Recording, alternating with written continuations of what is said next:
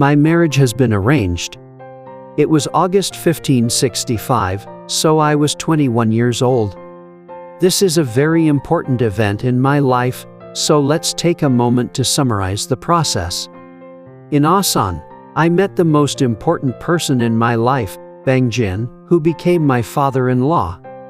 Bang-jin's family had lived at the foot of Bang-hwa Mountain in Asan for generations, and he served as supervisor. His wife was also the daughter of high rank, so the family had an unusual history of worshipping the radish. When I married, I became Bang-jin's son and son-in-law and lived in my father-in-law's house. The old house that now stands in Hyecheongsa is the house where I lived. In the Joseon dynasty, it was customary for a man to live with his in-laws for a year or two after marriage. But I lived there for 10 years. If you go to Asan today, you can see the house where I lived. A person's life can be determined by the people they meet. I have met some really good people, which is what heaven has prepared for me for the future of Korea. In August 1572, at the age of 28, I finally took the unclear examination, the training center examination. I had been preparing for it since I was 22, so I had been studying for 7 years.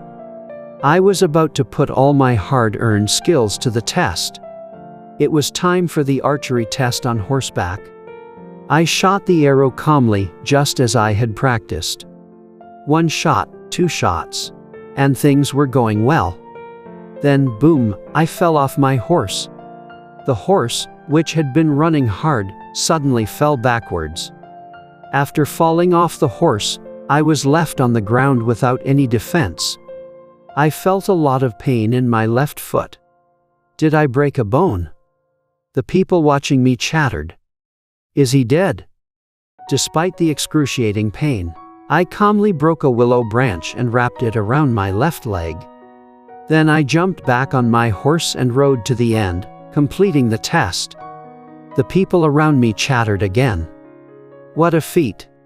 This is how my first challenge ended in failure.